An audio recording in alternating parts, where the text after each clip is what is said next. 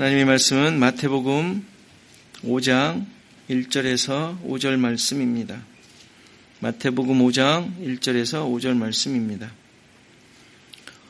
예수께서 무리를 보시고 산에 올라가 앉으시니 제자들이 나아온지라 입을 열어 가르쳐 이르시되 심령이 가난한 자는 복이 있나니 천국이 그들의 것이며 애통하는 자는 복이 있나니 그들이 위로를 받을 것이며 온유한 자는 복이 있나니 그들이 땅을 기업으로 받을 것이며. 아멘.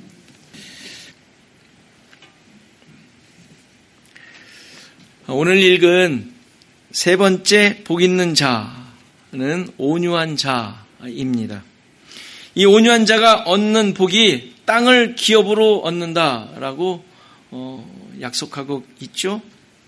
심령이 가난한 자의 복은 천국이 저희 것이다 라고 했고, 애통하는 자는 위로를 받을 것이다 라고 했습니다.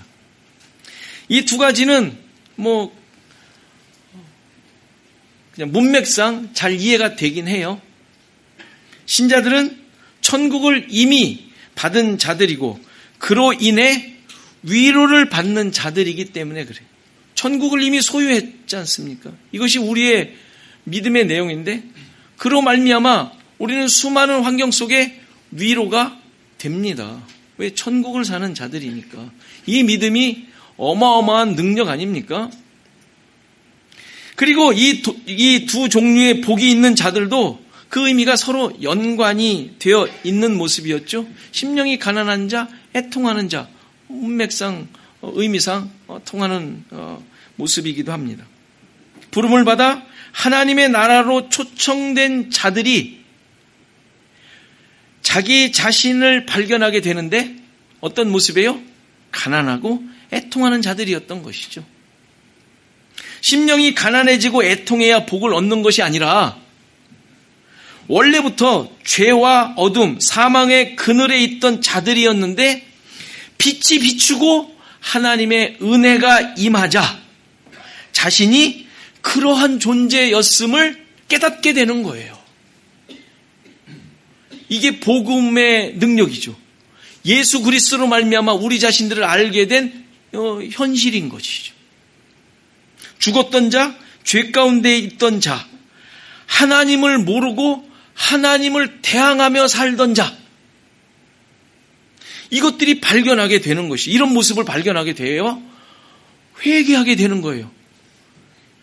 내가 그렇게 살았군요. 무릎을 꿇는 것이죠. 그 세례 요한 앞에 와가지고 세례받는 모습들이었던 거예요. 그래서 이제 나를 이끄소서, 나에게 은혜를 주셔서 당신이 나를 이끌지 않으면 안 됩니다. 이러한 자가 된 것이죠. 이게 심령이 가난한 자, 애통하는 자인 거예요.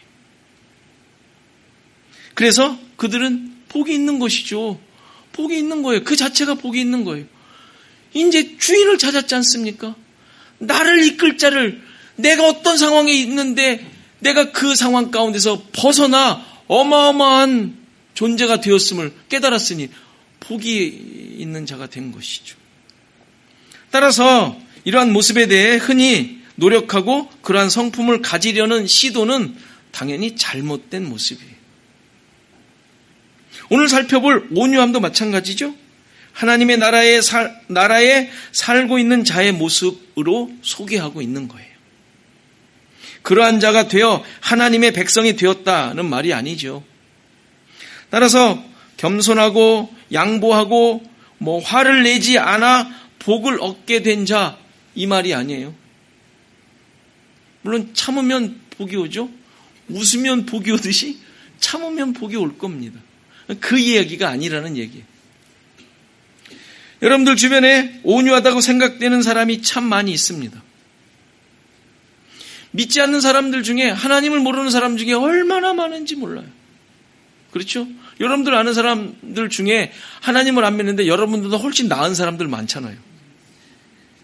웃으신다는 얘기는 많이 봤다는 얘기죠. 법 없이도 살 수 있는 사람이라고 칭찬 같은 말을 듣는 사람이 얼마나 많습니까? 이들을 성경이 말하는 온유하다는 의미의 사람들이 아닌 거죠. 게다가 땅을 많이 가진 것 같지도 않아요. 땅을 많이 가진 사람들은 온유한 자가 아니라 좀 더 적극적으로 그것을 얻기 위해 눈에 불을 켜고 찾는 사람들이죠. 온유한 것 같지는 않지 않습니까? 그렇죠? 따라서 이런 상식적인 의미로 온유함과 땅을 얻는다는 말이 우리가 생각해도 맞지 않는 것 같아요. 그렇죠? 온유하면 땅이 없는 것 같고 땅이 많으면 온유하지 않은 것 같은. 그게 우리의 상식적으로 현실적으로 보는 모습 아니에요? 이런 말이 아닌 것이죠. 성경은 분명히 그 말이 아니에요. 그래서 성경이 말하는 온유함의 예를 한번 찾아보도록 하죠. 먼저 온유한 사람 하면 누가 생각나요? 모세. 뭐 설교 안 해도 되겠어요. 다들 알고 계시는데. 민수기 12장 3절을 보면 모세가 모든 사람들보다 온유한 사람을 소개하죠. 이 사람 모세는 온유함이 지면의 모든 사람들보다 더하더라. 옛날 성경에는 승하더라 그랬어요. 이겼단 얘기죠. 그보다 나은 사람이 없단 얘기. 그럼 정말 여러분들 아는 상식으로, 성경에 대한 상식으로 모세가 정말 가장 온유한 사람 같습니까? 사람을 죽일 정도의 분노 조절을 못하던 사람이에요. 그렇잖아요. 적에 그리고 죽였지 않습니까? 그 후에 도망자 신세가 되어 미디안에 가서 처가살이를 하는 동안 그 모습이 좀 누그러졌다고 생각이 되긴 해요. 그렇죠? 천국에서 지옥으로 간 사람이니까 왕자로 있다가 양치는 아무도 쳐다보지도 않는 비천한 곳으로 가서 살게 되었으니까요. 실제로 그러한 좀 누그러진 모습이 이스라엘을 이끌고 나와서 보이곤 했어요. 그렇죠? 그러나 민수기 20장에 나오는 무리바 사건으로 인해 그는 성질을 한 번 더 드러내게 되죠. 내가 너희들을 위해 물을 내랴 하면서 하나님께서 반석을 명하라 그랬는데 반석을 때리지 않습니까? 그게 화의 표현이거든요. 말하는 걸로 부족해. 그 사람들, 짜증나는 여호와 사람들이 앞에 있는데 그 사람을 때릴 수는 없고, 그렇다고 소리를 치자니 그것도 성에 안 차서 반석을 때리지 않습니까? 하나님의 명령을 어겼을 뿐만 아니라 앞에 있는 하나님의 백성들한테 아주 무자비한 화를 낸 것이죠. 또다시 분노 조절을 하지 못하는 모습을 보이지 않습니까? 그 결과 어떻게 돼요? 그가 가나안에 못 들어가지 않습니까? 이 사람이 어떻게 온유함이 모든 지면의 사람들보다 승한 사람일까요? 물론 전반적으로 볼 때 괜찮은 사람이라고 할 수 있지만 온유한 사람인가? 라는 기준에 대해서는 의문이 들긴 해요. 성경이 저렇게 말하는 것에 대해. 그런데 그의 온유함이 누구보다도 더했다는 평가를 합니다. 어떤 의미일까요? 민수기 12장의 내용을, 지금 읽은 그 12장의 내용을 살펴볼 필요가 있어요. 이 말이 나온 상황은 모세가 구스 여인을 아내로 취하게 됩니다. 아마 그 아내가 죽었던 것 같아요. 죽은 걸로 이제 보통 생각을 합니다. 어쨌든 구스 여인을 아내로 취했는데 그로 말미암아 일이 난 거예요. 그 형제들인 미리암과 아론이 도대체 왜 구스 여인 같은 사람을 아내로 취하냐? 우선 이스라엘 사람이 아니란 말이에요. 이방인, 흑인이에요. 분명히 애굽에서 나올 때 같이 따라 나온 잡족들 중에 하나인 거예요. 그렇잖아요. 그 잡족들이 다 따라왔잖아요. 이스라엘이 아닌 다른 민족들은 다 잡족, 나쁜 의미의 잡족이 아니라 어감이 좀 그래요. 아무튼 수많은 다른 소수 민족들이 따라 나왔지 않습니까? 그런데 이스라엘 사회에서는 안 쳐주잖아요.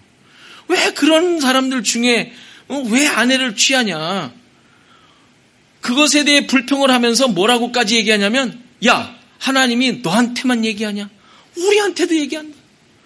네가 뭐 얼마나 잘났어? 이런 식의 반항을 그 형제들이 했던 것이죠. 그런데 이러한 아론과 미리암의 모세에 대한 반항 내지는 책망, 꾸중 이런 따지는 것을 하나님께서 들으셨다라고 합니다. 그리고 세 사람에게 갑자기 나타나셔서 니들 화장실 뒤로 와가 아니라 회막으로 들어와 라고 명령을 하시죠. 그러면서 이때 모세가 어떻게 다른 자인지 하나님께서 말씀을 하세요. 그게 7절부터 나옵니다.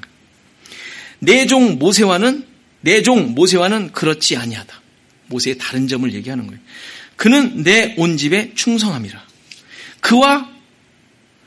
그와는 내가 대면하여 명백히 말하고 은밀한 말로 하지 아니하며 그는 또 여호와의 형상을 보거늘 너희가 어찌하여 내 종 모세 비방하기를 두려워하지 아니하느냐.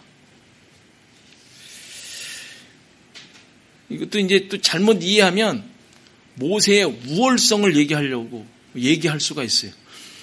모세의 우월함의 내용이긴 하지만 그 우월함이 무엇으로 얘기를 해요? 내가 함께하는 자다라는 얘기예요. 내가 그와 함께한다.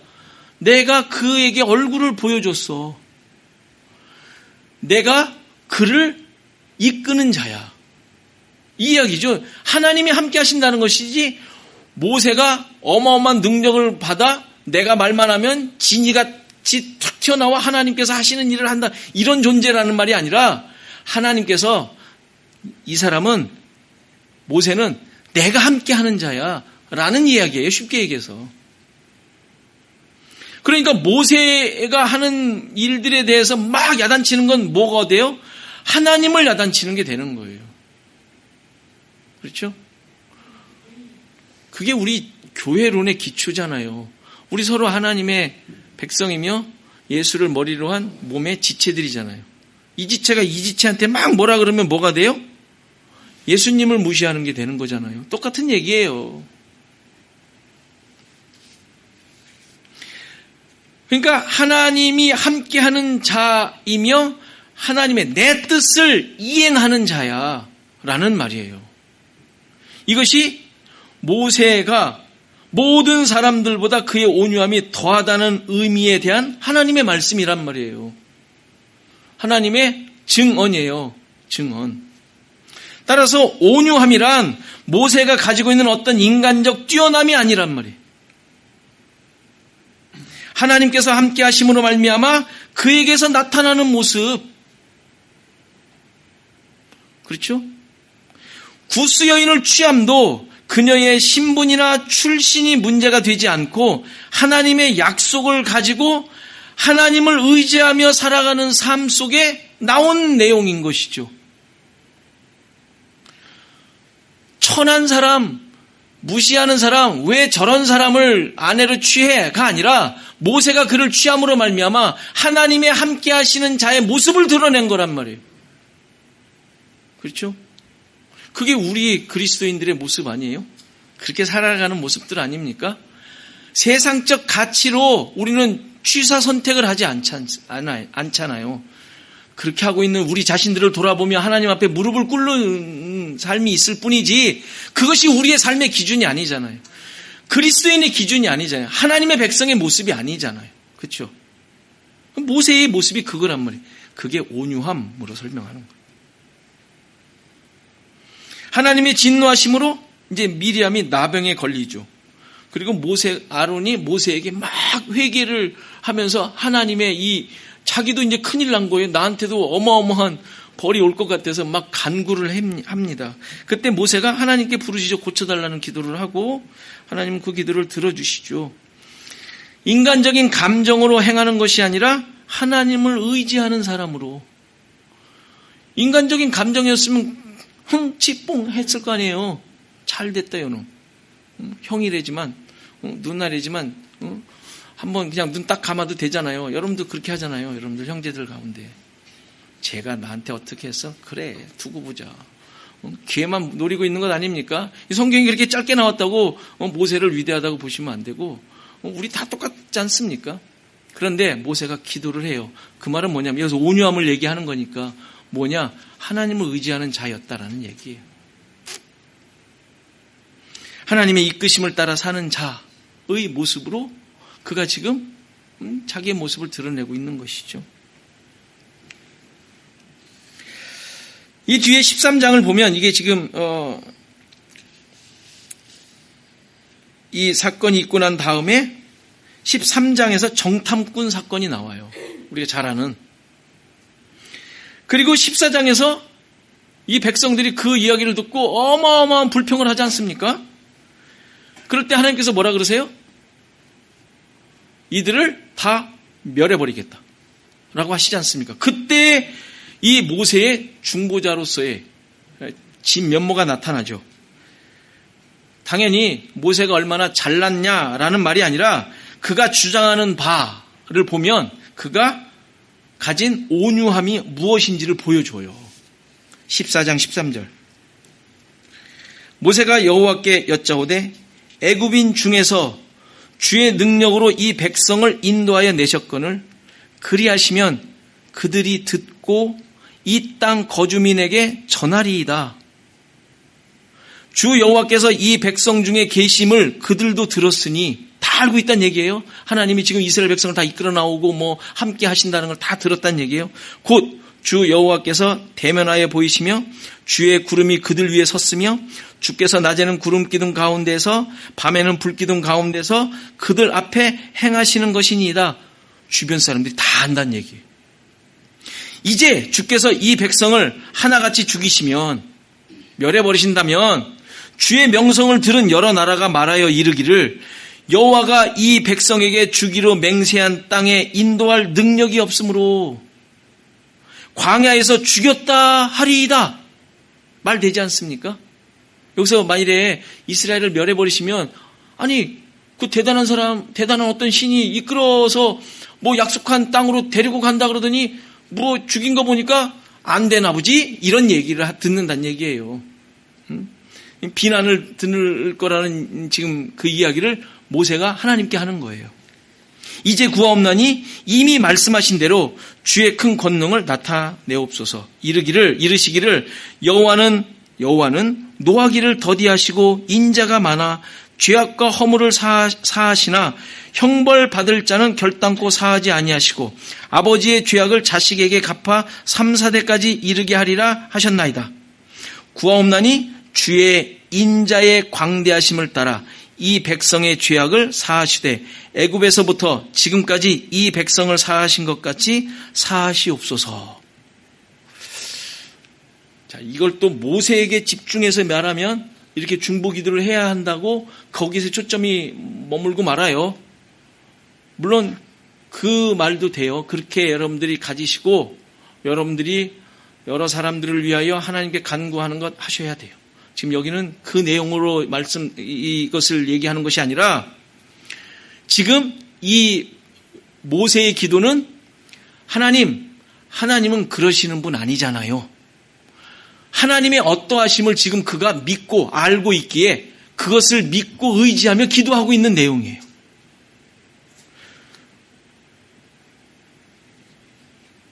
(19절에) 뭐라 그래? 맨 마지막 절에 구하옵나니 주의 인자의 광대하심을 따라 사해 주세요 라고 얘기하죠. 주님의 인자하심이 크고 넓고 그 광대하심을 따라 이들을 사해달라고 간구하고 있다는 얘기죠. 하나님에 대한 분명한 고백과 그것에 의지하고 있는 모습이에요. 그가 대단한 하나님과의 관계 속에서 대단한 어떤 지위를 얻어 나만이 이런 걸 할 수 있다라는 차원에서 하는 것이 아니라 하나님이 어떠하심을 알아. 그것을 고백하며 하나님께 맡기는 거예요. 그렇잖아요. 그렇죠? 이것이 모세의 온유함이 승하다라는 표현의 모습인 것이죠.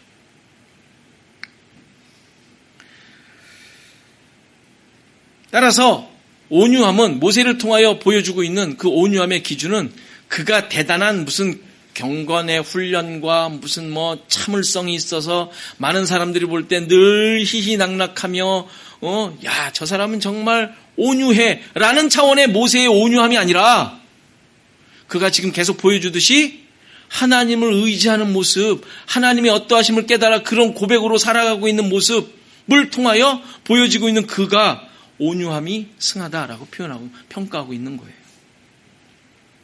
그러니까 이런 모습 의미에서 온유함의 모습을 바울을 통해서도 우리는 볼 수가 있죠. 그는 참으로 뛰어난 배경을 가진 자였지 않습니까? 바리새인 중에 바리새인, 유대인 중에 유대인, 그의 백그라운드는 그 당시에 수많은 사람들에게 뒤지지 않는, 학벌도 뛰어나, 모든 게 다 뛰어나, 다 잘할 수 있는, 로마 시민권도 가졌어, 이런 거 아닙니까? 다 그 당시에 어떤 세상적 기준으로 어떤 상황에서도 뒤지지 않는, 로마의 속국으로 있음에도 불구하고 뒤지지 않는 그런 자였지 않습니까? 그런데 그가 예수를 믿고 난 후에 이러한 세상의 가치들을 다 배설물처럼 여긴, 배설물로 버린 사람이었죠. 다시 말해서 그의 삶의 중심이 예수 그리스도가 되었다라는 말이에요. 그걸 계속 고백하는 거잖아요. 그가 내가 대단해서 버렸다가 아니라 예수를 아는 지식, 예수만이 가장 고상한, 가장 최고의 가치임을 깨달았기 때문에 그렇게 했다라는 것이죠. 그렇죠? 그러면서 그가 자랑하기를 무엇을 자랑해요? 예수 그리스도를 자랑하죠. 그런데 그의 자랑의 내용을 보면 고난과 핍박, 박해를 받은 것에 대하여 자랑합니다. 그걸 한마디로 약함을 자랑하죠. 약함으로 말미암아 얻는 것들 아니에요. 여러분, 약한 자들이 뭘 얻어요? 맨날 욕먹는 거. 누가 뭐라 그러면 그냥 찍소리 못하고 그냥 무릎 꿇는 거. 이거를 자랑한다고요, 바울이. 사도들 못지않은 일을 했지만 그것이 나의 자랑이 아니라 옥에 갇히고 매맞고 죽을 고비를 넘기고 위험을 당하고 굶고 교회를 위하여 염려하는 것, 안절부절하는 이런 모습에 대해 자랑이라고 해요. 그러면서 나의 약함을 자랑한다. 약함을 자랑한다는 말이 무슨 말일까요? 주님만을 의지한다라는 얘기예요. 그리고 이렇게 고백하죠. 고린도후서 12장 10절에. 그러므로 내가 그리스도를 위하여 약한 것들과 능욕과 궁핍과 박해와 곤고를 기뻐하노니, 그리스도를 위하여 기뻐하노니 이는 내가 약한 그때의 강함이라. 내가 드러남이 아니라 주의 능력이 드러나고 십자가가 드러나고 복음이 드러나기 때문이죠. 자기가 드러나면 이것들이 드러나질 않으니까, 자기의 학벌이 드러나고 자기의 가진 백그라운드가 드러나면, 그 능력이 드러나면 무슨 내가 누군 줄 알아 하면서 자기의 고위 관리를 막 드러내고 그런 게 드러나면 십자가는 도대체 어디 있고 복음은 도대체 어디 있냔 말이에요. 그렇죠? 이것이 온유함의 의미죠. 이러한 온유함, 당연히 예수님이 그 본을 보이셨죠. 우리가 잘 알고 있는 마태복음 11장 28절, 수고하고 무거운 짐진 자들아 다 내게로 오라. 내가 너희를 쉬게 하리라. 나는 마음이 온유하고 겸손하니 나의 멍에를 메고 내게 배우라. 그리하면 너희 마음이 쉼을 얻으리니 이는 내 멍에는 쉽고 내 짐은 가벼움이니라 하시니라. 예수님의 온유함과 겸손함은 모든 죄인들을 초대하시는 근거가 돼요. 그렇죠?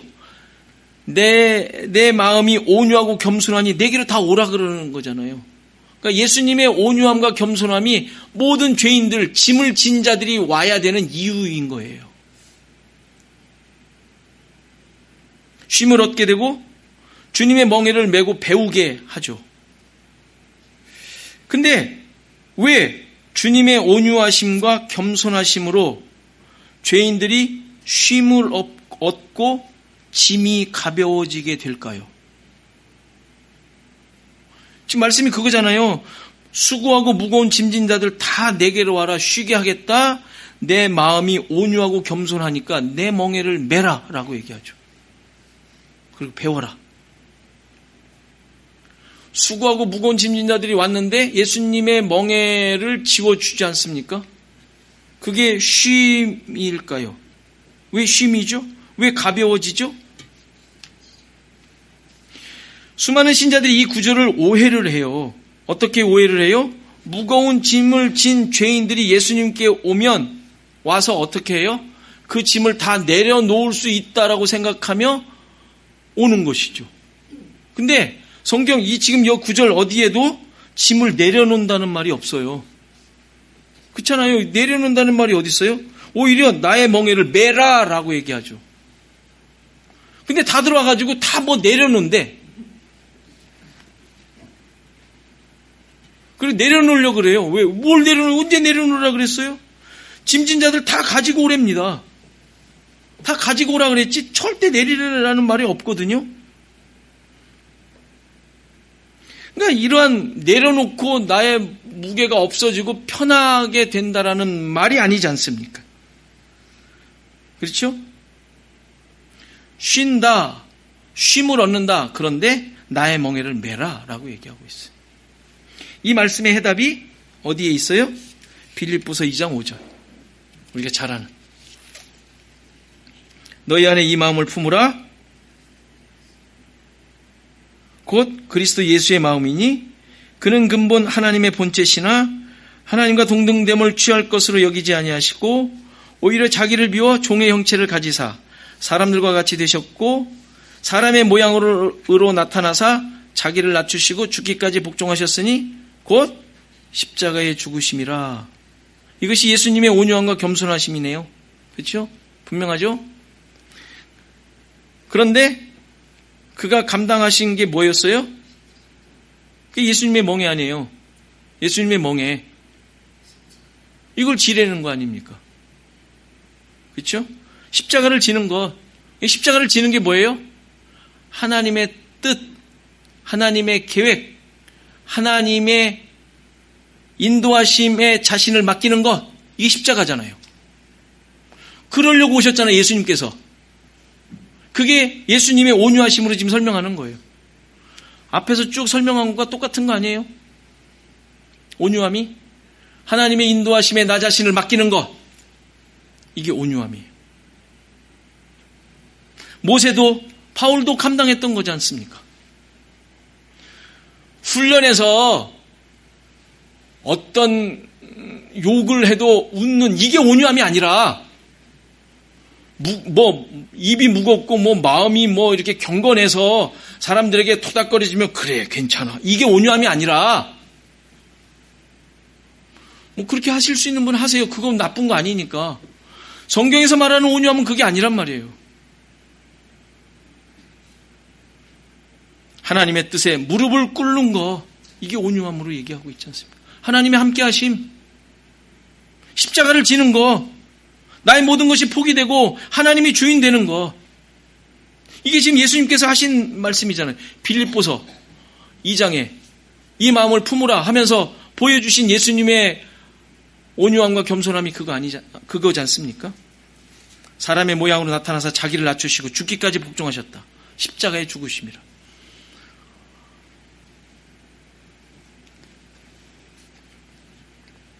우리는 가끔 착각을 합니다. 내 뜻을 펼치고 내 마음이 좀 그렇게 시원하게 되어 만족이 됐다는 얘기예요. 하나님께 영광을 돌리는 것. 이것이 아니죠. 내 것이 포기되지 않아서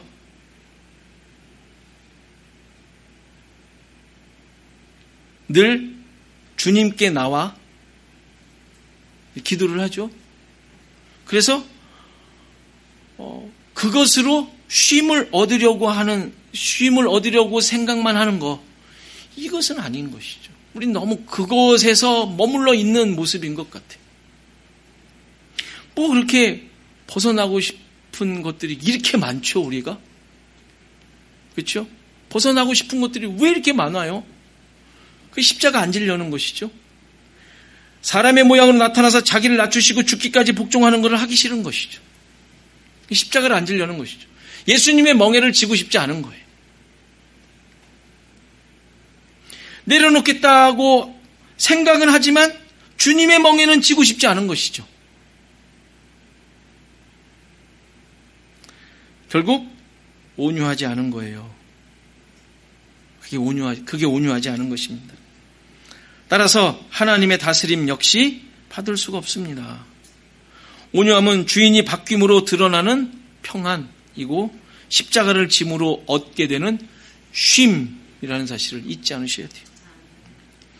이제 이러한 온유한 자가 얻게 되는 복이 땅을 기업으로 받는다는 사실을 얘기합니다. 정말 그럴까 하는 의문 역시 들죠? 온유한 자, 하나님께 삶을 맡긴 자, 그의 인도하심에 전적으로 신뢰하는 자가 땅을 기업으로 받는다고 지금 주님께서 선포하고 계시는 것 아니에요? 앞서 예를 들었던 모세의 경우 땅을 기업으로 받았나요? 누구보다도 뛰어난 온유함이 있었는데 모세만 못 받았어요. 모세만. 말하자면. 그렇죠? 가나안 못 들어갔지 않습니까? 약속의 땅 못 받았잖아요. 모세가 못 받았네. 이거 무슨 이거 예수님이 약간 잘못 얘기하신 거 아니에요? 응? 온유하면 땅을 준다는데 모세 못 받았는데 제일 뛰어나다고 성경은 얘기하고 있는데 못 받았네요. 어떻게 된 겁니까? 바울도 그랬죠. 바울 지금 보세요. 지금 아까 고린도서 12장, 11장 쭉 읽어보세요. 아주 비참한 삶을 살다가 옥중 옥사했지 않습니까? 다른 온유한 사람도 그렇죠. 예수님이야말로 진짜 정말 뭘 얻었죠? 땅을 얻긴요. 무덤조차 남의 거였어요.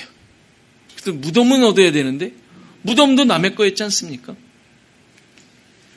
따라서 팔복에서 약속하시는 온유한 자가 받는 복, 땅은 우리가 흔히 생각하는 지상의 땅, 영역이 아니라는 사실을 알 수 있지 않습니까?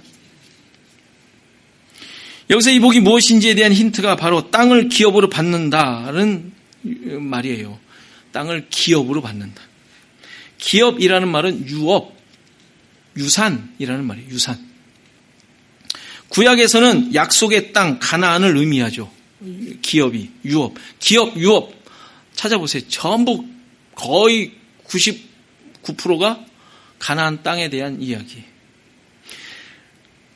그러면 이 가나안이, 약속의 땅, 가나안이 의미하는 바가 신약에서는 뭡니까? 뭐예요? 우리가 지금 계속 봐온 대로 하나님의 나라이죠. 하나님의 나라. 예수 그리스도로 말미암아 주어지는 하나님의 나라. 당연히 하나님의 백성들이 얻게 되는 상속물, 유산은 이 땅의 것이 아니죠. 마태복음 5장 5절 오늘 읽은 우리 본문은 시편 37편 11절을 그대로 옮긴 말씀이에요. 그러나 온유한 자들은 땅을 차지하며 풍성한 화평으로 즐거워하리로다. 이 시편 37편의 내용이에요. 그대로지 않습니까? 온유한 자들이 땅을 차지한다는 거. 시편 37편은 악인에 대해 불평이나 시기하지 말라는 내용이에요. 다윗의 시인데 왜 악인에 대해 불평하지 말고 시기하지 말라고 나옵니까? 우리 여러분들이 알고 있는 상식으로, 믿음의 상식으로 생각하고 있는 그대로예요. 하나님을 의지하는 자는 하나님이 주시는 게 있지 않습니까? 악인들은 지금 성공하는 것 같아도 그들은 이 땅일 뿐이에요. 결국에는 망하니까. 우리는 결국에는 뭐예요? 우리는 상을 받죠. 결국에는 하나님 나라, 하나님의 백성, 하나님이 주인 되심이 드러나는 자들이잖아요. 결국에는. 그들은 그게 아니고. 그렇죠?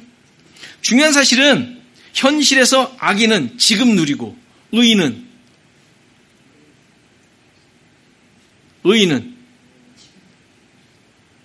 우리도 지금 누리죠? 지금 누리는데 그냥 지금 누린다라고 말하면 뭔가 약간 갸우뚱해요.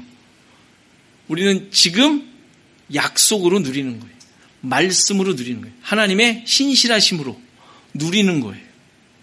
그렇죠? 하나님의 말씀으로 우리는 누리는 자들이지 현실 속에 지금 물질적으로 누리는 것이 아닌 거예요. 따라서 온유한 자가 땅을 차지한다는 것도 시편 37편에서 지금 넓은 땅을 차지하고 부를 누리는 것이 아니라 악인들이 끊어지는 날, 여기 이제 37편 가서 읽어보세요. 악인들이 끊어지는 날이 뭐예요? 심판의 날이죠.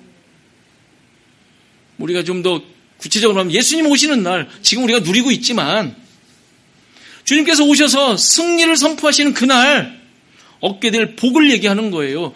이 온유한 자가 차지하는 그 땅이라는 의미가. 37편을 전체적으로 보면 우리는 내용이 훨씬 들어오죠. 구약임에도 불구하고 구약적 사고에서도 그 당시에 누리는 그 땅들을 얘기하는 게 아니었단 말이에요. 우리는 알 수 있어요. 그러니까 시 전체를 통하여 선을 행하고 성실하고 맡기고 의지하고 참고 기다리며 소망하는 이런 게 의인의 모습으로 나온다고요. 이 37편에서도 그게 온유한 자를 설명하는 내용이에요. 그러니까 온유한 자가 얻는 게 뭐예요? 아니, 믿고 맡기고 참고 기다리고 소망하는 자가 지금 무슨 땅을 차지했다고 그거 없어지는 게 아니잖아요. 그 얘기가 아니잖아요. 앞뒤가 안 맞는 것 아니에요? 참고 의지하고 기다리며 소망하는 내용이 어떻게 지금 누리는 거겠습니까? 아니죠. 따라서 의인, 거기서 말하는 의인, 온유한 자가 얻게 되는 유업, 그 땅은 하나님께서 약속하신, 하나님을 의지하며 소망하는 자에게 주시는 하나님의 나라를 의미하는 거예요. 이러한 복, 유업은 예수 그리스도로 말미암아 완성되어 우리 신자들에게 주어진 내용들이죠. 여러분들에게 이미 주어진 내용들입니다. 땅을 유업으로 받는다는 말은 이미 우리 안에 거하게 된 하나님 나라를 의미하는 것이고 하나님의 동행하심이고 예수 그리스도께서 함께 사시는 것을 의미하는 거예요. 땅을 유업으로 받는다는 말이에요. 우리 또 에베소에서 배웠듯이 우리 신자들은 성전됐지 않습니까? 성전됨. 성전됨의 의미가 뭐예요? 하나님의 거하심. 그게 성전이잖아요. 하나님이 계시는 곳이 성전이잖아요. 우리 안에 거하시잖아요. 우리의 신자들의 성전됨. 이게 유업으로 약속된 땅을 받은 자들이란 말이에요. 땅 한 평 없다고, 우리 부동산 없다고 그런 것으로 약간 불편하지만 그것으로 우리의 믿음과 우리의 속상함과 우리의 관계가 우리의 삶의 무언가가 흐트러질 수 있는 게 아닌 거죠. 혹시 그런 것들로 여러분들이 기분이 상하고 누군가를 시샘하는 마음이 혹시 생긴다면 여러분들 40일 금식 기도하셔야 돼요. 그것만을 위해서. 주님, 내가 이렇게 어리석은 사람입니까? 옆에다 회초리 하나 들고 머리 때리면서. 그러셔야죠. 농담 같지만 정말 우린 그런 자들이 아니니까. 우리 자신들을 확인해 보시기 바랍니다. 누구를 의지하고 있습니까? 누가 주인으로 다스리고 계십니까? 주님만을 신뢰하며 의지하는 자입니까? 그렇다면 우리는 온유한 자입니다. 그런 자가 하나님 나라가 성취된 자이고 예수님 오실 때까지 온전한 자로 만들어 가실 것입니다. 여러분들의 삶에 평안과 쉼과 승리가 넘치기를 바랍니다.